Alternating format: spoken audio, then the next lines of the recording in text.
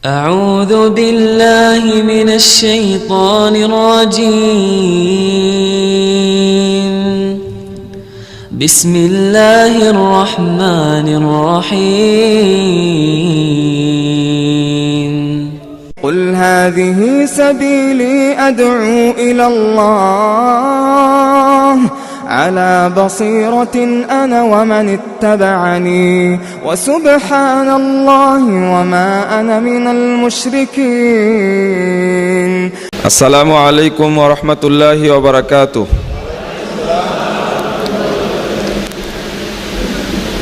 إن الحمد لله نحمده ونستعينه من يهده الله فلا مضل له ومن يضلل فلا هادي له وأشهد أن لا إله إلا الله وحده لا شريك له وأشهد أن محمدا عبده ورسوله.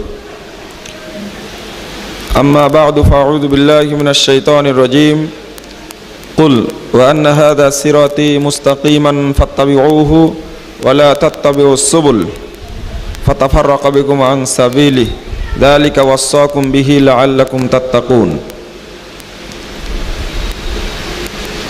عن ابن مسعود رضي الله عنه قال خط لنا رسول الله صلى الله عليه وسلم خطا ثم قال هذا سبيل الله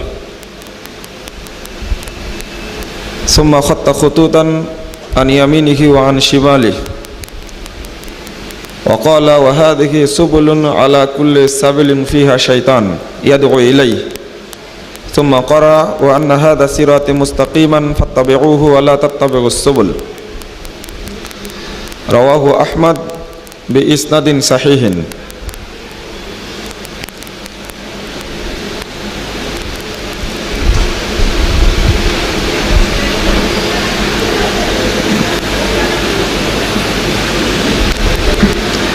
way of the সালাফ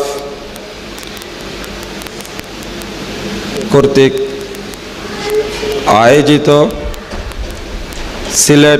সিলেটের কবি নজরুল ইসলাম মিলনায়তনে অনুষ্ঠিত শিয়া আকিদা শীর্ষক কনফারেন্স 2013 সম্মানিত পরিচালক, উপস্থিত সম্মানিত আলোচকবৃন্দ, সামনে উপবিষ্ট সুধীমণ্ডলী,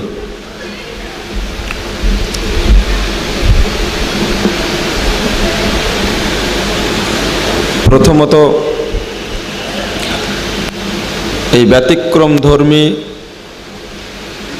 প্রোগ্রামের আয়োজন করার জন্য আমি বাস্তবায়ন কমিটিকে আন্তরিক ধন্যবাদ জানাচ্ছি।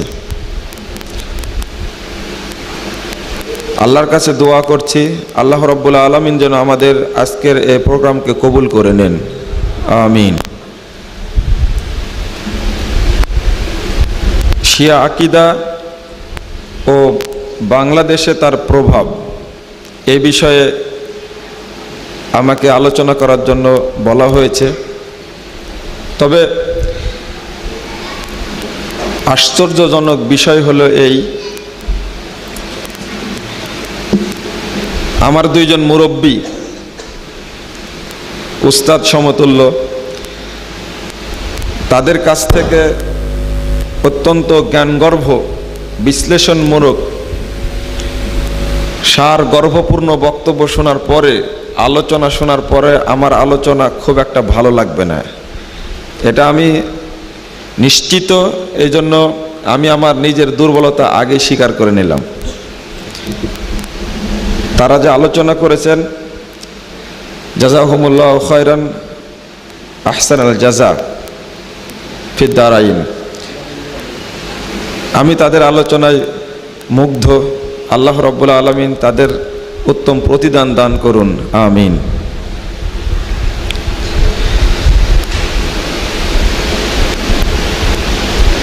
মূলত ইসলামে ফেরকাবন্দি নিষিদ্ধ,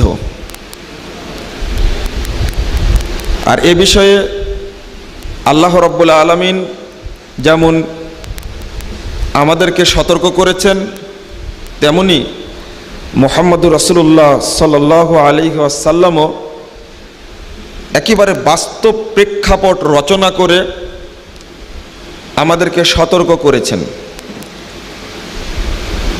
আমি যে আয়াতটি তেলাওয়াত করেছি সূরা আনাম 153 নম্বর আয়াত, এই আয়াতের সঙ্গে শানে নজুল যুক্ত।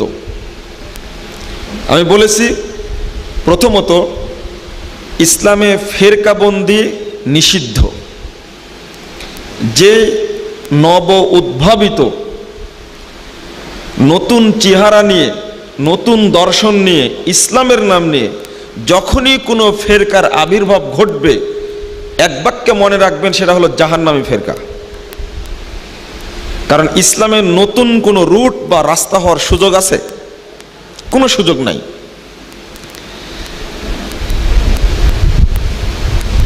মুহাম্মদুর রাসূলুল্লাহ সাল্লাল্লাহু আলাইহি ওয়াসাল্লাম একদিন সাহাবা কিরামের সামনে একটা সোজা দাগ টানলেন, লম্বা রেখা টানলেন।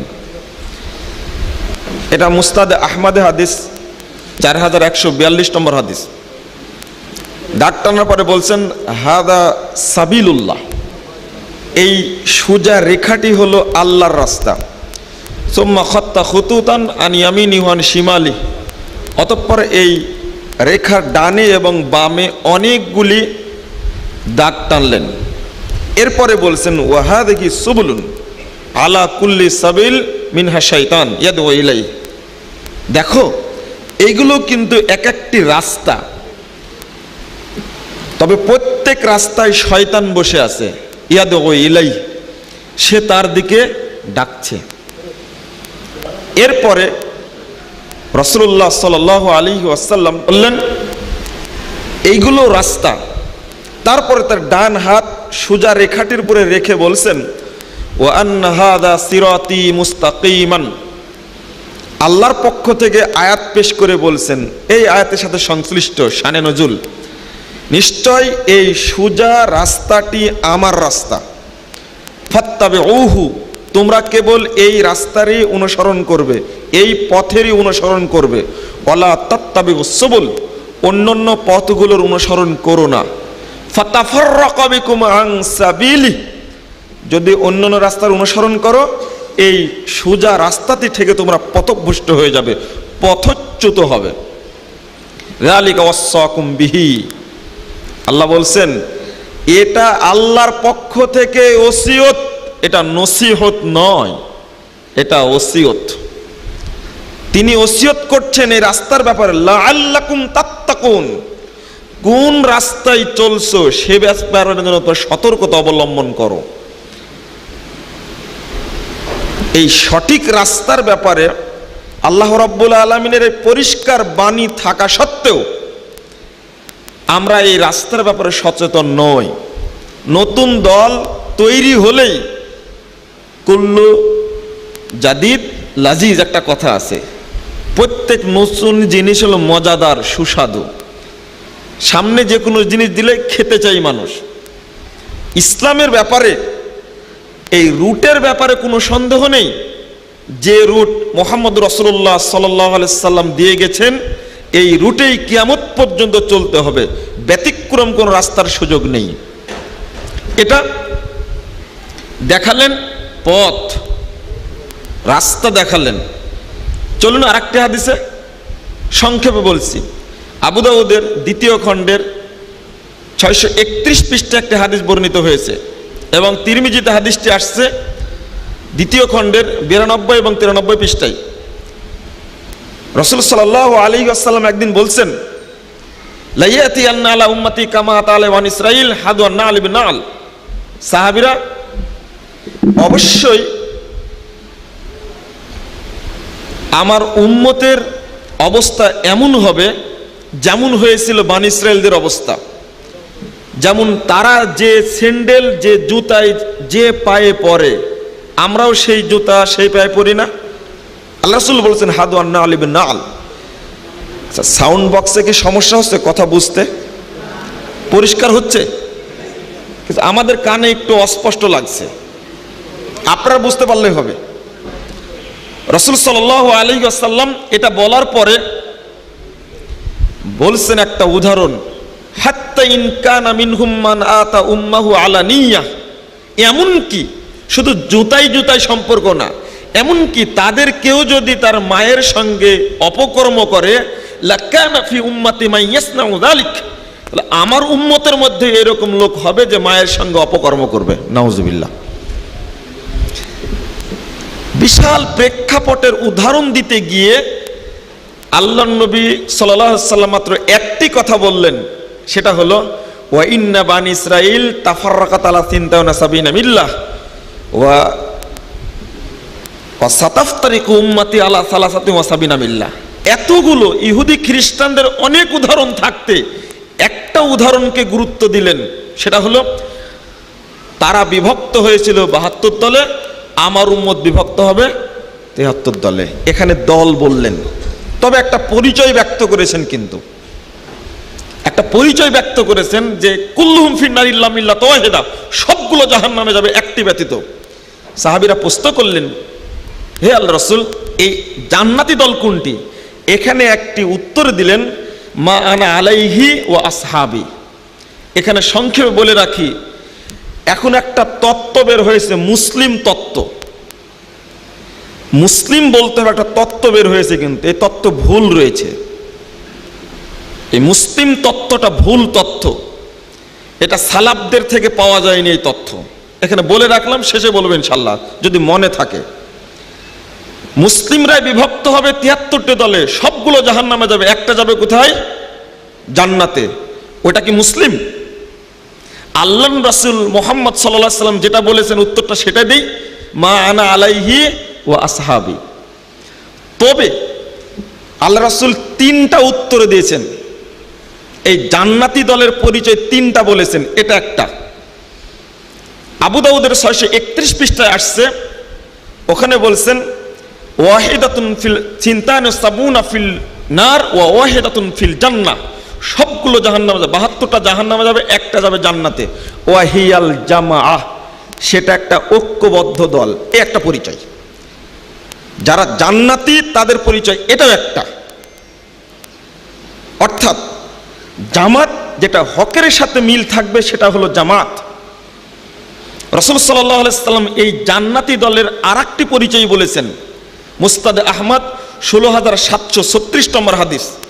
ওখানে গিয়ে বলছেন,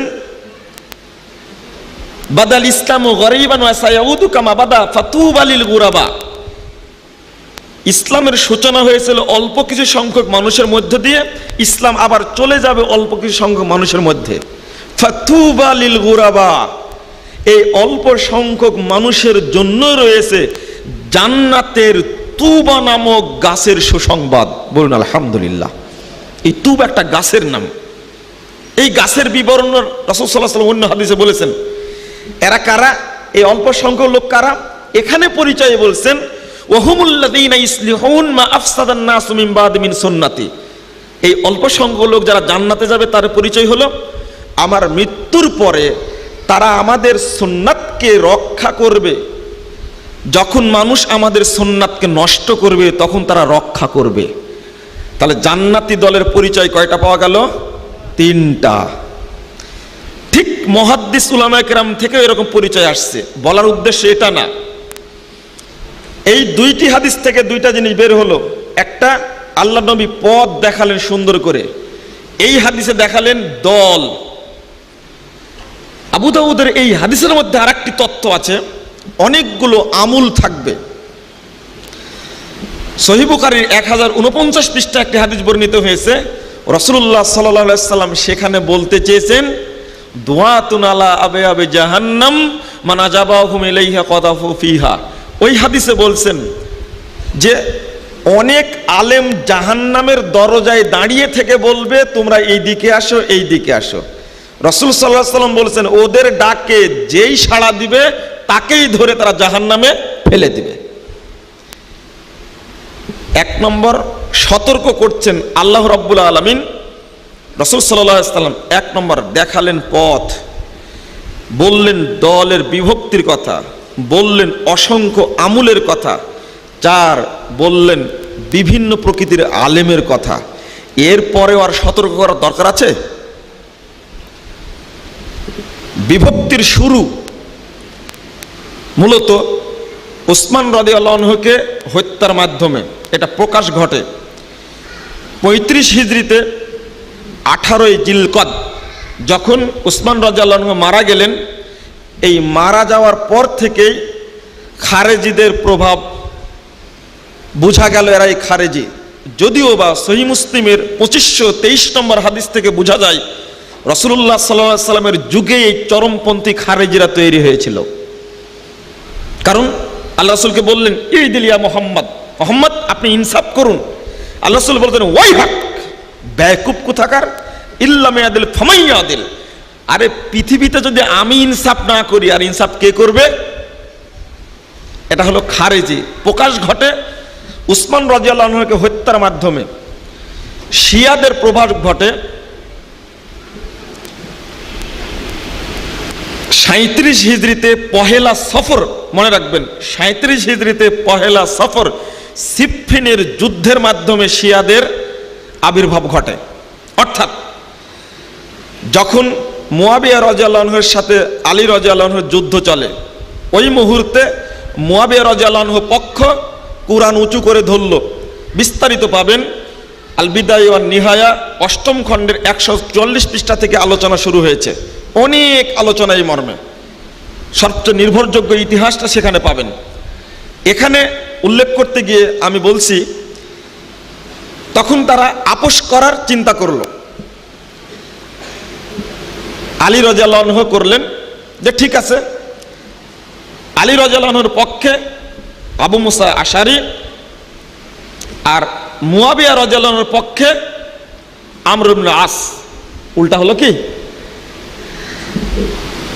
এই দুইজন খারেজিরা যে দলটি বেরিয়ে গেল, আগে থেকে চরমপন্থী ছিল, যারা উসমান রাদিয়াল্লাহু আনহুকে হত্যা করেছে, ফতোয়া দিল যে আলী কাফের হয়ে গেছে। কারণ ইনিল হুকম ইল্লা লিল্লাহ, আল্লাহ ছাড়া কোনো হুকুম নেই। তাহলে কিভাবে আলী তৃতীয় পক্ষ মেনে নিলেন? অতএব কুরআনের হুকুম লঙ্ঘন করেছে। সূরা ইউসুফ 67 নম্বর আয়াত আসছে, ইনিল হুকম ইল্লা লিল্লাহ, আয়াত পেশ করে আলীকে কাফের ঘোষণা করে দিল। কোরআন আয়াত লঙ্ঘন করেছে। আর এক দল হলো আলী রাদিয়াল্লাহু আনহুর পক্ষে, আর আরেকটি তৃতীয় পক্ষ, মানে শয়তান পক্ষ বলে এটাকে। তৃতীয় পক্ষ থাকলো, তারা বলল যে না, আমরা আলীর দিকেও যাব না, ওদের দিকেও যাব না, আমরা নিরপেক্ষ থাকব। এরা হলো শিয়া। আমরা আলীরও কল্যাণ চাই, খারেজিদেরও কল্যাণ চাই। এই জন্য শিয়াতুন শব্দের অর্থ হলো সমর্থক, সহযোগী। ওই যে একটা দর্শন দিল, ঠিক আছে আমরা আলী রাদিয়াল্লাহু আনহুর পক্ষেও থাকবো না, আবার খারেজিদের পক্ষেও থাকবো না, আমরা কি থাকবো? নিরপেক্ষ। আর নিরপেক্ষ থাকে শয়তান। বলতে হবে কি, হকের পক্ষে আছে। কথাটা বলতে হবে কিভাবে? হকের পক্ষে আছে বলে দিল। নিরপেক্ষ কোনো ব্যক্তি থাকতে পারে না। আজকে আমাদের আলোচনা চলছে, খুব তুমুল আলোচনা দেশে চলছে, একটা নিরপেক্ষ তত্ত্বাবধায়ক সরকার চায়। জন্মের পরেই বলে নৌকা ধানের শীষ বলে, জন্মের পর থেকে ওকে নিরপেক্ষ পাওয়া যায়? খুঁজে পাওয়া যাবে? কোনো সন্তান যেন নিরপেক্ষ তৈরি না হতে পারে, এই জন্য এই পাশ্চাত্যের ধার করা মতবাদ চালু রাখছে, তাই না? আর যখন রাষ্ট্র ঠিক করা লাগবে তখন বলবে কি, আমরা একটা নিরপেক্ষ লোক চাচ্ছি। না, নিরপেক্ষ লোক হয় না, বলতে হবে হকের পক্ষে। এই শিয়ারা নিরপেক্ষতার কথা বলে আলী রাদিয়াল্লাহু আনহুর সাথে মুনাফিকি করেছেন। এই মুনাফিকি করার কারণে আলী রাদিয়াল্লাহু আনহুর ক্ষতি হয়েছে। তার বাস্তব প্রমাণ ঘটেছে যখন 40 হিজরিতে আলী রাদিয়াল্লাহু আনহু নিহত হন, শহীদ হন। এটা একটা মর্মান্তিক ঘটনা ঘটে যায়, তার ইতিহাস আমি বলতে চাচ্ছি না। এবার একটু পরিচয় বলি। ইসলামের মধ্যে যতগুলো ফেরকা হবে তার মধ্যে 4টি ফেরকার ব্যাপারে মুহাম্মদ রাসূলুল্লাহ সাল্লাল্লাহু আলাইহি সাল্লাম স্পষ্ট বলে গেছেন। 4টি ফেরকার ব্যাপারে স্পষ্ট বলে গেছেন। তার মধ্যে একটা ফেরকা হলো শিয়া। এক নম্বর, আল খাওয়ারিজ কিলাবু মিনান নার, ইবনু মাজাহ 173 নম্বর হাদিস। খারেজিরা হবে জাহান্নামের কুকুর, হাদিসের সনদ সহিহ। খারেজিরা জাহান্নামের কুকুর হবে কেন? কুকুরের সাথে তুলনা করলো কেন? মুহাদ্দিসগণ অনেক ব্যাখ্যা দিয়েছেন, তার মধ্যে যেটা সারমর্ম বলতে চেয়েছেন, কুকুর কামড় দেয়, পাগল না ভালো লোক, মুমিন না কাফের, এটা বিশ্লেষণ করতে কুকুর পারে না। খারেজিরা যাকে তাকে যখন তখন কাফের ফতোয়া দেয়। ওরা বুঝে না কাফের শব্দটা কার প্রতি লাগবে। এরা কুরআন তেলাওয়াত করবে কিন্তু কণ্ঠ ভেদ করবে না, তাহলে মুসলিমেরা, আল্লাহ নবী বলে গেছেন, এরা তওবা না করে মারা গেলে এরা জাহান্নামের কুকুর হবে। 2, মুরজিয়া এবং কাদারিয়া। রাসূলুল্লাহ সাল্লাল্লাহু আলাইহি ওয়াসাল্লাম বলেছেন, এই হাদিসটা পাবেন তাবরানী আওসাত 4201 নম্বর হাদিস, 4202 নম্বর হাদিস। রাসূলুল্লাহ সাল্লাল্লাহু আলাইহি ওয়াসাল্লাম এখানে বলেছেন, লা ইয়ারিদানে আলাইয়াল হাউদা ওয়ালা ইয়াদখুলানিল জান্নাহ আল কাদারিয়া ওয়াল মুরজিয়া। নাসিরউদ্দিন আলবানী রাহিমাহুল্লাহ হাদিসকে সহিহ বলেছেন, এটা পাবেন 2748 নম্বর হাদিস সিলসিলা সহিহা। আল্লাহ নবী বলেছেন, এই দুইটা দল আমার নিকটে কাউসারের পানি পান করতে পারবে না কিয়ামতের মাঠে, আর তারা জান্নাতেও যেতে পারবে না। কি কি? মুরজিয়া আর কাদারিয়া। নাই চালু? এটা কিন্তু প্রাচীন দল, শুরুর দিকের দল এটা। 4 নম্বরটা হলো শিয়া। সহিহ বুখারীর 3102 নম্বর হাদিস। রাসূল সাল্লাল্লাহু আলাইহি ওয়াসাল্লাম ভবিষ্যৎবাণী করছে এদের সম্পর্কে। নাসিরউদ্দিন আলবানী রাহিমাহুল্লাহ 2494 নম্বর হাদিসের আলোকে বিশ্লেষণ করে বলছেন, এই আল ফিতনার কথা যে বলেছেন, এরা হলো শিয়া ফিতনা। কারণ রাসূলের পরিবারের উপরে ভক্তি দেখায়া আল্লাহ নবী উল্লেখ করছেন যে আমার পরিবারের উপরে ভক্তি দেখায় ফিতনা সৃষ্টি করবে। এরা কারা? শিয়া। ডক্টর সাইফুল্লাহ সাহেব হাফিজাহুল্লাহ তিনি আলোচনা করতে গিয়ে আহলে বায়াতের কথা বললেন। রাসূলের পরিবারকে সামনে রেখে শিয়ারা বিভ্রান্ত সৃষ্টি করেছে। এই 4টা ফেরকার ব্যাপারে আমরা পরিষ্কার, এরা হলো জাহান্নামী ফেরকা, এতে কোনো সন্দেহ নাই। এবার প্রশ্ন হলো, বাকি ফেরকাগুলি মুতাজিলা, রাফেজি, জাহমিয়া, জাবরিয়া, মুজাসসিমা, মুশাব্বিহা, এরপরে যেটা বের হয়েছে আপনারা জানেন, একটা সুফি তরিকা। এটাই ভাগ হয়েছে 3টা ভাগে, শরীয়ত, তরিকত, মারেফত, হাকিকত। উপমহাদেশে ভাগ হয়েছে এই ফেরকাটাই 4টি তরিকার নামে, নাকশবন্দিয়া, চিশতিয়া, মুজাদ্দিদিয়া আর কাদারিয়া। আর এই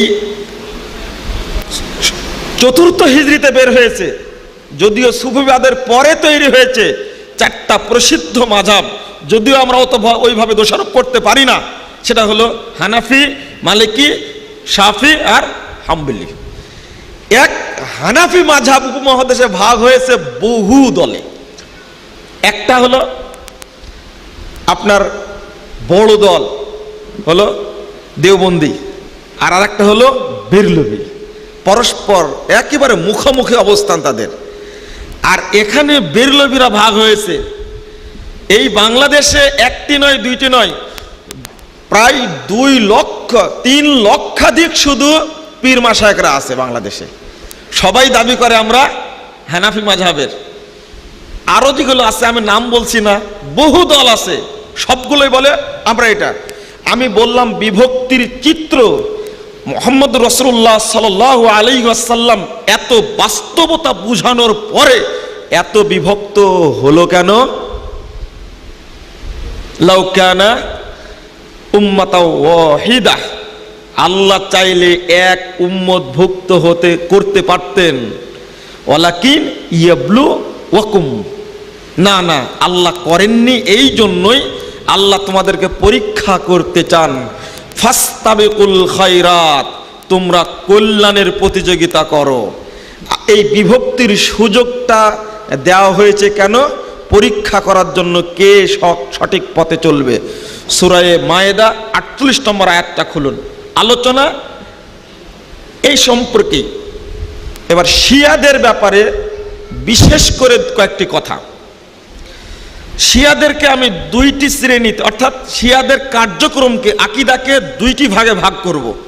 একটি ভাগ হলো স্রেফ ধর্মের সাথে সংশ্লিষ্ট, আমূল আকীদার সাথে সংশ্লিষ্ট, আর আরেকটি ভাগ হলো রাজনীতির সাথে সংশ্লিষ্ট।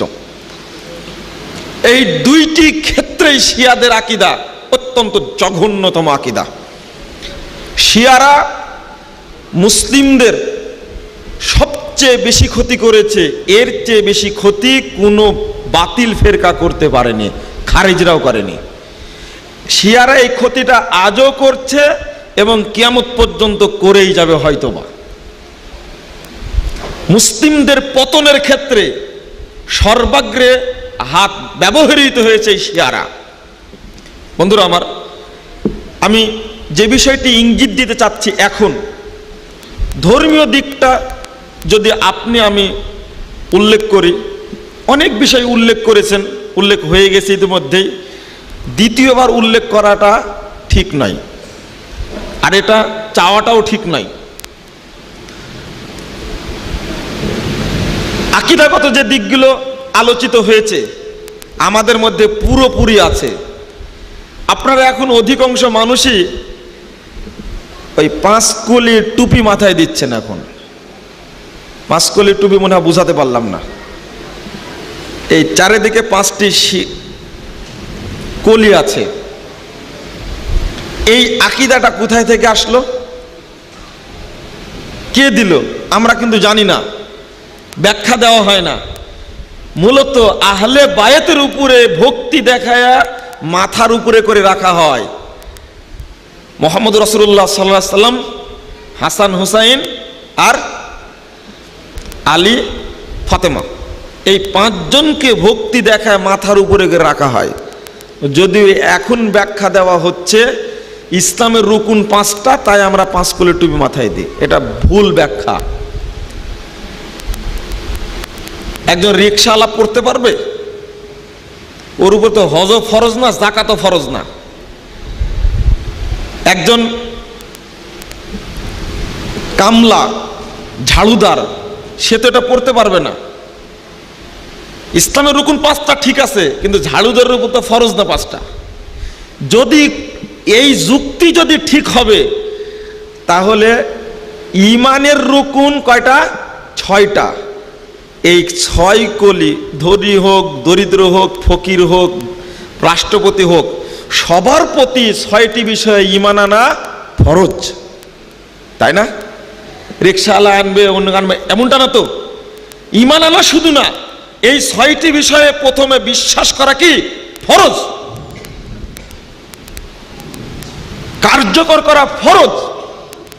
তাহলে 6টা কলি হলে যুক্তিযুক্ত হতো। ইসলামের রুকুন 5টি, এই যুক্তি ঠিক নয়, বরং এটা ইরানি আকীদা আমরা মাথায় করে নিয়ে ঘুরে বেড়াচ্ছি, আমরা জানি না।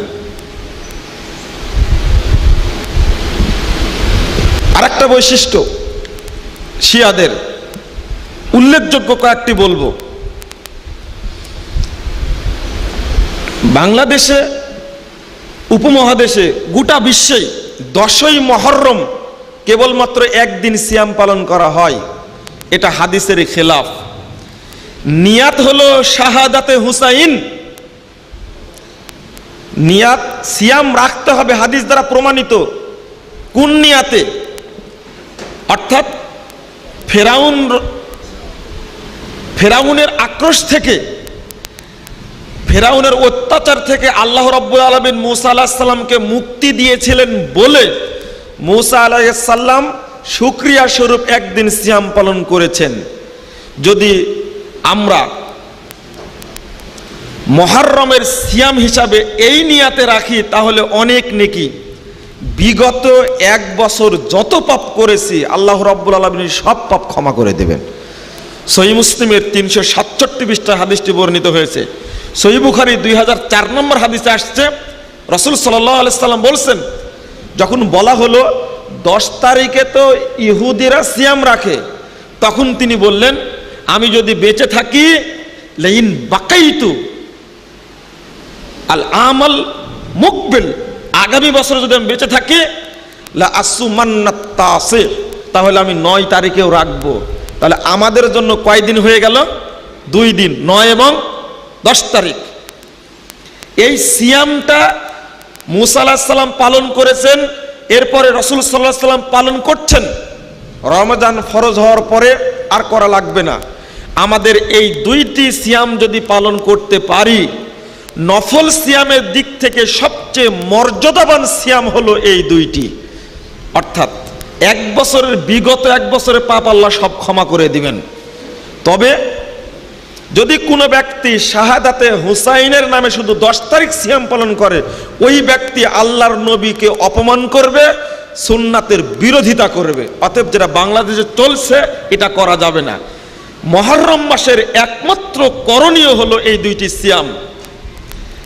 কিন্তু হুসাইন রাদিয়াল্লাহু আনহুর শোকে এক শ্রেণীর মানুষ ওই দিন মহিলারা সন্তানকে দুধ পর্যন্ত পান করায় না, দুধও দেয় না। কারণ হুসাইন এই দিন মারা গেছেন, সুতরাং যে কষ্টে মারা গেছে আমার বাচ্চাকে দুধ দেব কেন, এটা পর্যন্ত করা হয়। আর একটা দিন সিয়াম পালন করে, এই আকীদা ঠিক নয়। বাংলাদেশ সরকারকে বলবো, শাহাদাতে হুসাইনের নিয়াতে এই একদিন ছুটি ঘোষণা করা শরীয়ত সমর্থিত নয়, এটা ঠিক নয়। একদিন যদি ছুটি ঘোষিত থাকে বাংলাদেশে কোটি কোটি টাকা ক্ষতি হয়। এই শিয়াদের ইরানি আকীদার কারণে এই ছুটি ঘোষণা করা উচিত নয়। মিডিয়ার মাধ্যমে আমি বলতে চাই যেন এই ছুটি আর ঘোষিত না হয়। সাথে এটাও বলবো, 15ই শাবানের বেদাতি সিয়ামের জন্য আর বেদাতি রাতের জন্য গোটা দেশে ছুটি ঘোষিত হয়, এটাও ঠিক নয়। একমাত্র 27শে রমাদান কদর রাত্রি পালন করার জন্য যে ছুটি ঘোষিত হয় বাংলাদেশে, এই ছুটি ঘোষণা করা শরীয়তের পক্ষ থেকে ঠিক নয়, শারীরিক দৃষ্টিকোণ থেকে ঠিক নয়। সুতরাং কলকারখানা যাবতীয় কিছু বন্ধ করে ছুটি ঘোষণা করার দরকার নেই। যেটা এটা আমরা সিয়াম পালন করি, এটা আমাদের উপরে প্রভাব, আর সরকার ছুটি ঘোষণা করে এটা সরকারের উপরে প্রভাব, এটা শিয়া প্রভাব। এটা এই দিন একটা কাজ করা হয়, ইমাম বাড়া একটা অনুষ্ঠান করে তারা। যেহেতু আয়েশা রাদিয়াল্লাহু, তাদের ধারণা, শিয়াদের একটা দল রাফেজি, ধারণা হলো আয়েশা রাদিয়াল্লাহু আনহা কূটনীতি করে খেলাফতের দায়িত্বটা আলী রাদিয়াল্লাহু আনহুকে না দিয়ে আবু বকরকে দিয়েছিলেন, নাউজুবিল্লাহ। এই জন্য একটা বকরি সাজায়া বকরিকে পিটানো হয় আর বলা হয় এটাই হলো আয়েশা, বলুন নাউজুবিল্লাহ। এর ষড়যন্ত্র এটা হয়েছে, এটা বাংলাদেশের প্রেক্ষাপট, এটা চলে বাংলাদেশে। বাংলাদেশে অনুষ্ঠান হয়, ওই দিনে তাজিয়া মিছিল বের করা হয়, হাই হাসান হাই হুসাইন বলে মাতম করা হয়। এই আকীদা ঠিক নয়। যদি কোথাও মুহররমের কোনো অনুষ্ঠান হয়, ওই অনুষ্ঠানে যাওয়া, ওই অনুষ্ঠানে সহযোগিতা করা সম্পূর্ণ রূপেই নিষিদ্ধ। এই কথাগুলো বলছি উদ্দেশ্য একটাই, যারা আজকে মুহররম মাসের 10 তারিখে দিবস পালন করছে তারাই হুসাইন হাসানকে হত্যা করেছে। এই জন্যই বলছি, ভক্তির কারণ হলো তারা ক্ষতি করেছে। ইতিহাস এটাই বলে। এই কুফাতে ডেকে নিয়ে এসেই হুসাইন রাদিয়াল্লাহু আনহুকে নির্মমভাবে হত্যা করা হয়। 3টা প্রস্তাব দিয়েছিলেন, খুব কষ্ট হয় বলতে। খুলুন ইবনু হাজার আসকালানী রাহিমাহুল্লাহ গ্রন্থ আল ইসাবা ফি তামিজিস সাহাবা, এই গ্রন্থের 2 নম্বর খণ্ডে 235 পৃষ্ঠা আলোচনা খুলুন। 3টা প্রস্তাব দিলেন।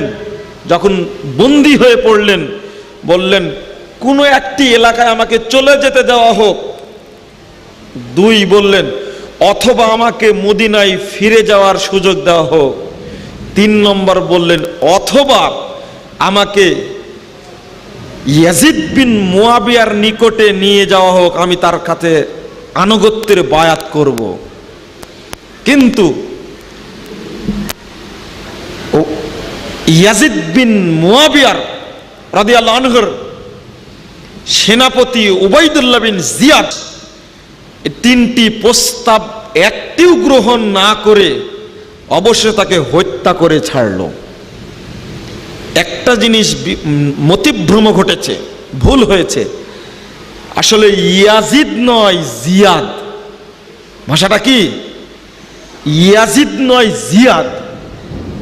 এখানে একটা আকীদা প্রচলিত আছে, মুয়াবিয়া রাদিয়াল্লাহু আনহুকে এবং তার ছেলে ইয়াজিদকে বাংলাদেশে সবাই গালি দেয় একচেটিয়া।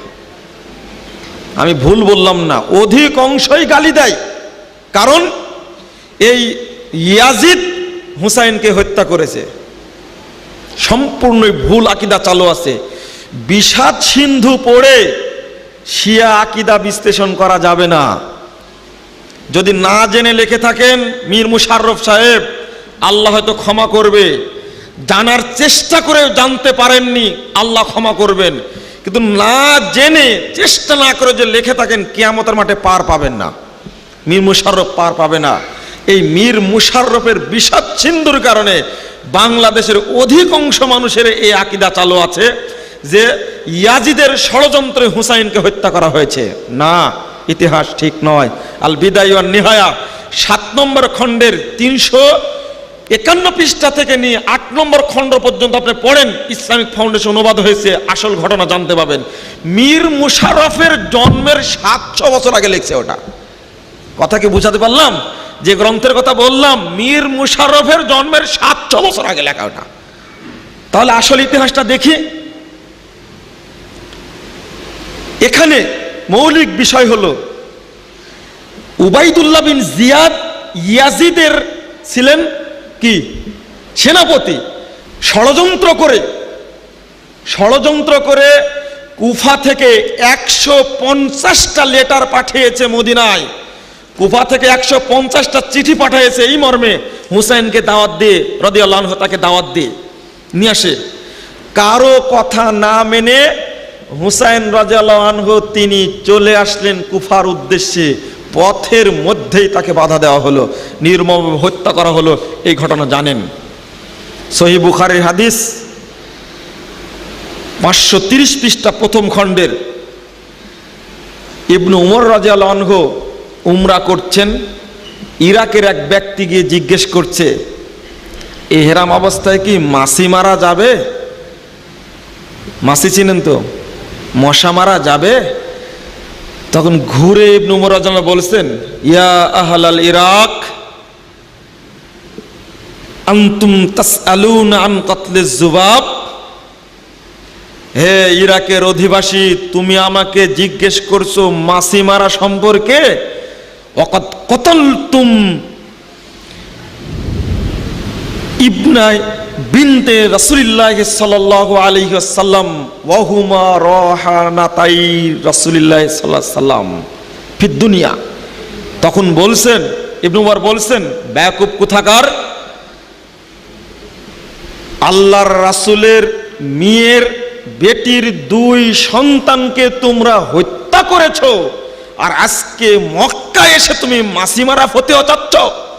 অথচ 2 সন্তান এই পৃথিবীতে আল্লাহর রাসূলের সুগন্ধি ছিলেন। সহিহ বুখারীর হাদিস।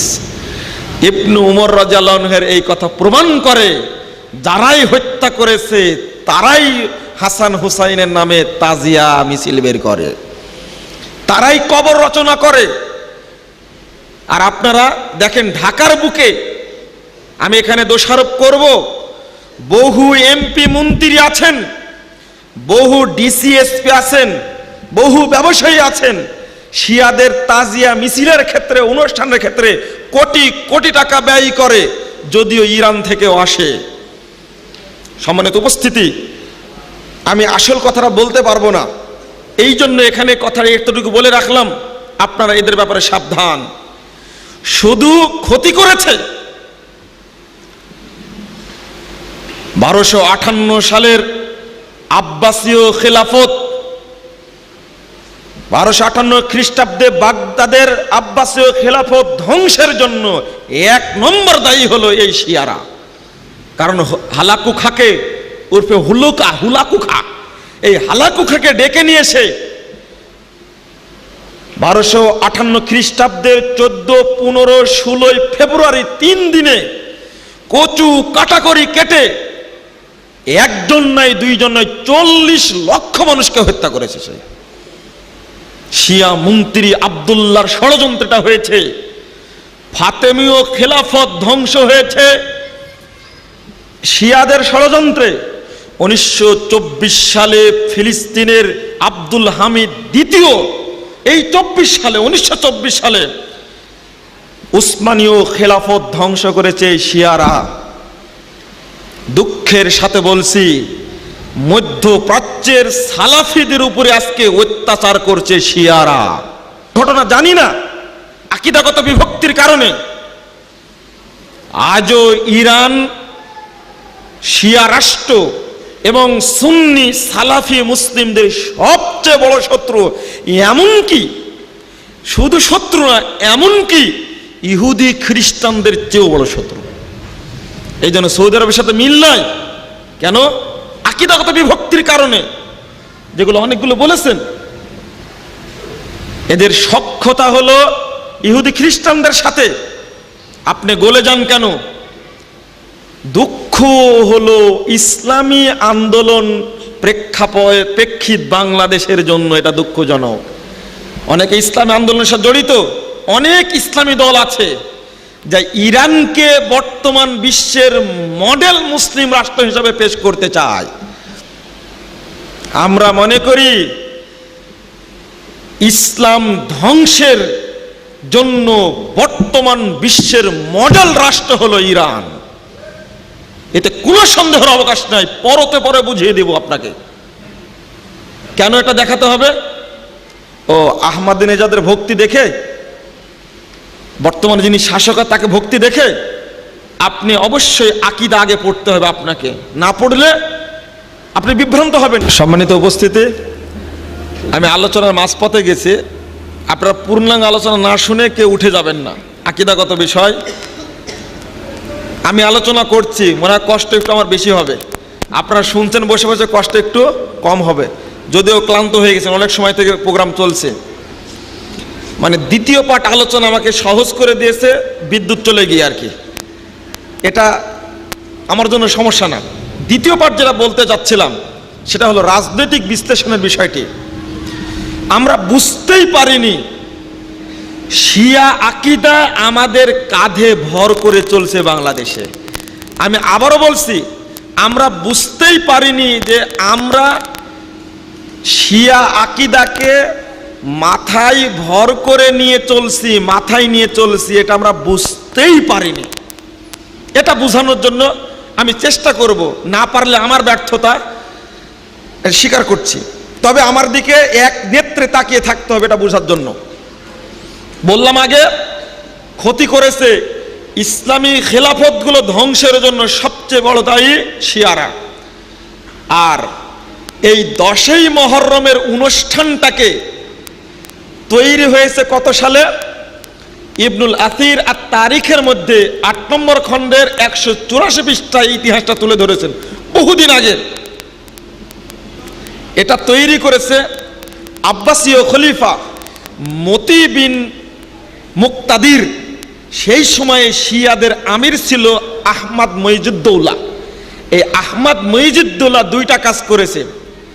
352 হিজরিতে 18ই জিলহজকে ঈদের দিন ঘোষণা করেছিল। এই দিন উসমান রাদিয়াল্লাহু আনহু মারা গেছেন, তাই নাউজুবিল্লাহ, তাকে হত্যা করা হয়েছে, ঈদের দিন ঘোষণা করেছে। আর 353 হিজরিতে এসে 353 হিজরিতে এসে 17ই রমাজানকে না 10ই মুহররমকে এই শোক দিবস ঘোষণা করে বহুদিন আগে। এটা শিয়া আমির করেছে সেই যুগে, আব্বাসীয় খিলাফতের সময় এই ঘটনা ঘটে। এই ইতিহাসটা মনে রাখবেন। আর তারই ধারাবাহিকতায় আজকে চলছে। আলী রাদিয়াল্লাহু আনহুকে কাফের বলে ঘোষণা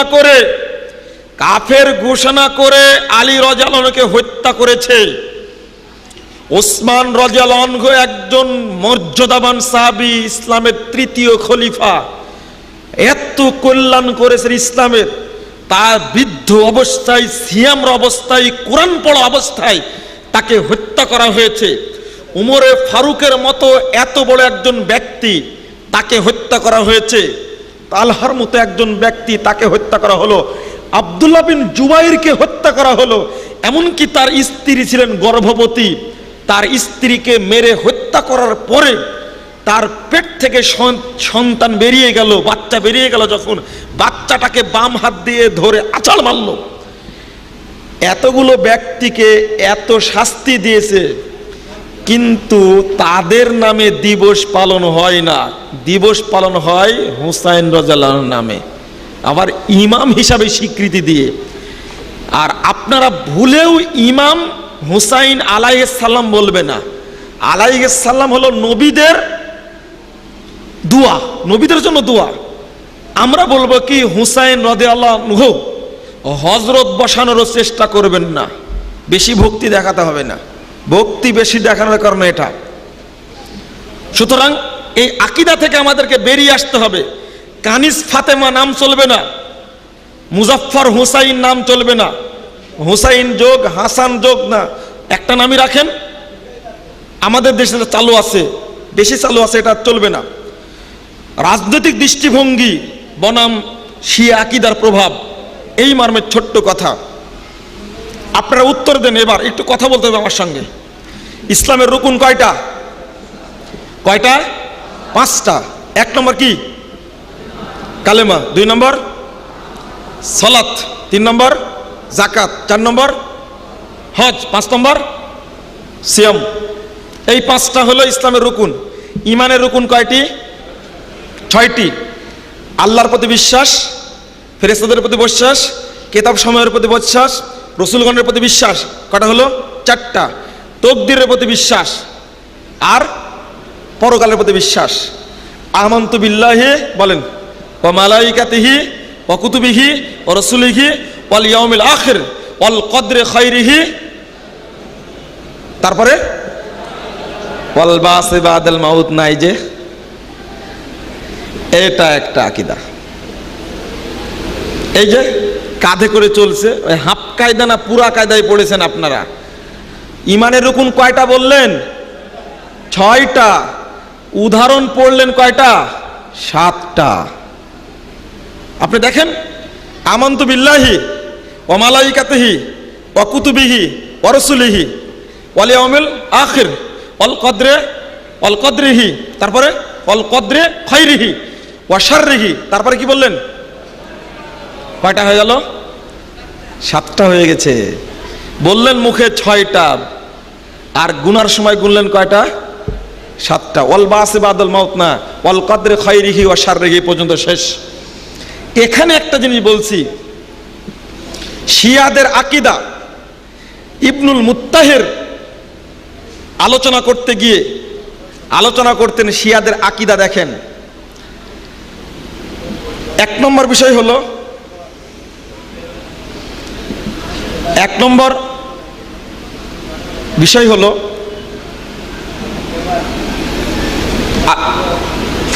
ফিরাকুন মুআসরা, নামটা মনে আসছিল না।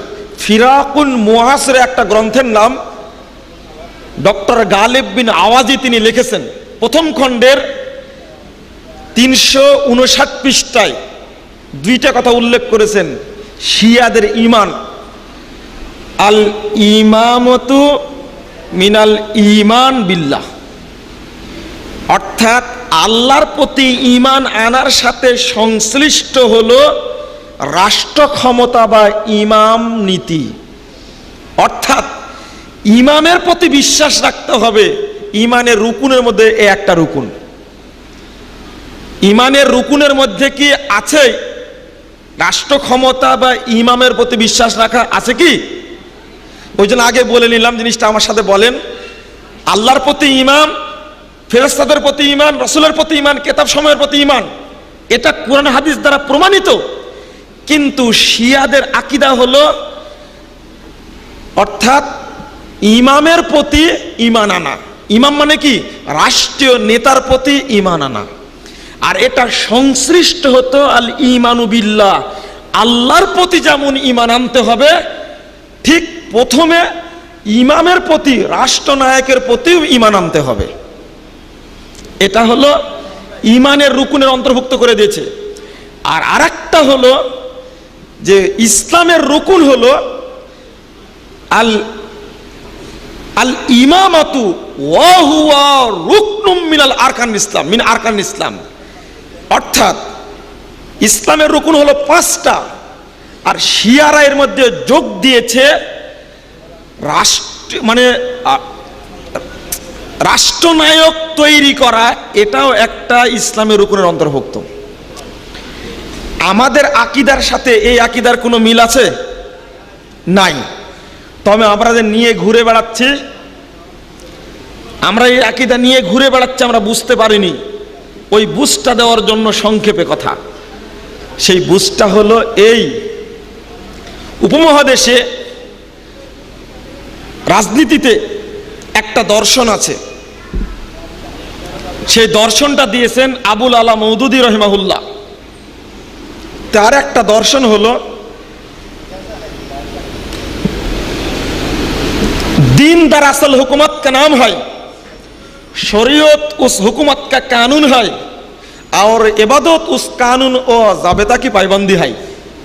खुतबत, तार एक ग्रंथेर नाम खुतबत, 320 पृष्ठाय आलोचना करते गিয়ে তিনি বলছেন, দিন আসলে রাষ্ট্র ক্ষমতার নাম, দিন আসলে রাষ্ট্র ক্ষমতার নাম, আর শরীয়ত ওই রাষ্ট্রের বিধানের নাম, আর ইবাদত হলো ওই রাষ্ট্রের সংবিধানের আনুগত্য করার নাম। তাহলে প্রথম কথা তিনি বলতে চাচ্ছেন, শরীয়তের আসল বিষয় কি? দিন মূলত কি? রাষ্ট্র ক্ষমতা, এটা হলো দিন। দিন দ্বারা আসলে হুকুমত কে নাম হয়। আমার কাছে খুতবাত বই আছে, তাফহিমাত বই আছে। আগে একজন বড় আলেমের কাছ থেকে নিয়ে পড়েছিলাম, এবার ইন্ডিয়ায় গিয়ে ডক্টর জাকির নায়কের সাথে সাক্ষাৎ করে বই কিনে নিয়ে এসেছি। আমার কাছে বই রক্ষিত আছে। একটু বুঝলেই হবে, দিন আসলে রাষ্ট্র ক্ষমতার নাম। রাষ্ট্র ক্ষমতায় যাওয়ার পরে যে সংবিধান রচিত হবে সেটার নাম কি? শরীয়ত। ওই সংবিধানের আনুগত্য করার নাম কি? ইবাদত। এখন কি রাষ্ট্র ক্ষমতায় ইসলাম আছে? আছে। তাহলে কি সংবিধান আছে? ইবাদত কোথায়?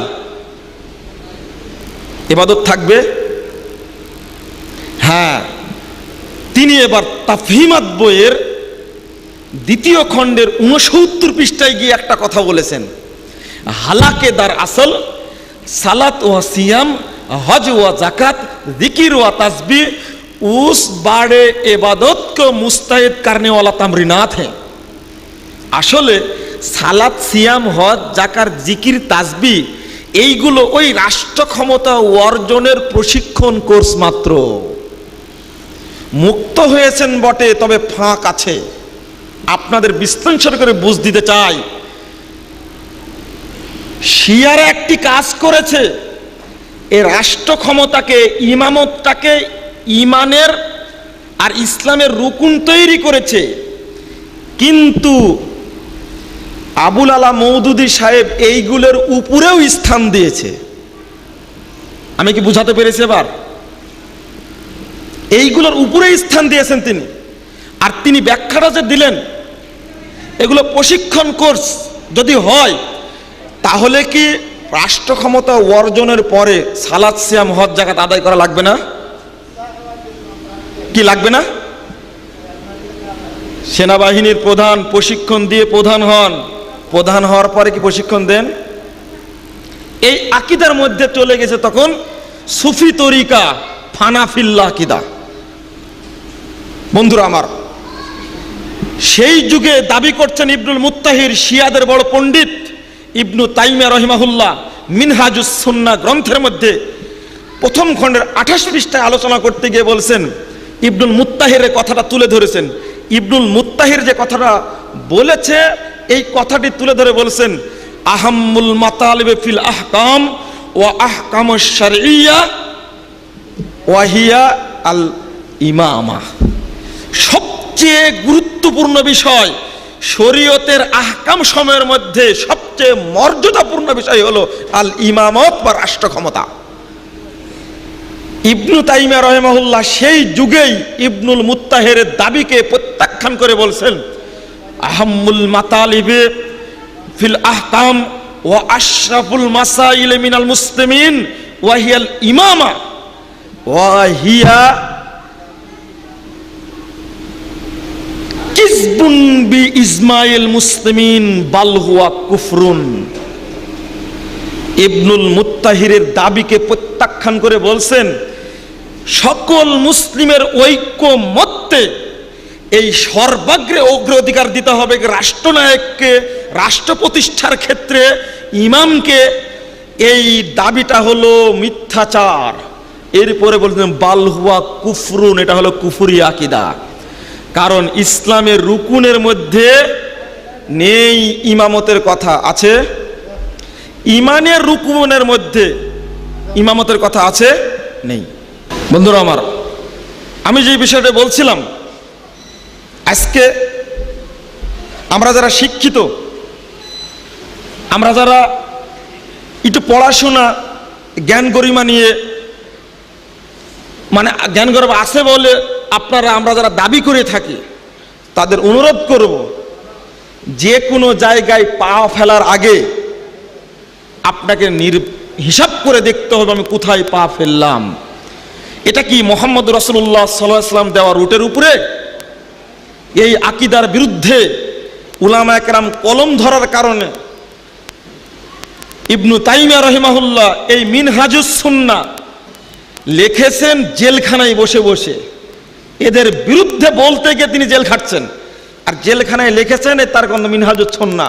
পুরো গ্রন্থটি, বন্ধুরা আমার, আলোচনা শেষ পর্যায়ে বলতে চাচ্ছি, আপনাদের উদ্দেশ্য করে বলতে চাচ্ছি, ইসলামী দল হলেই ফরম পূরণ করে তাকে ভর্তি হতে হবে, সেখানে ভর্তি হতে হবে কেন?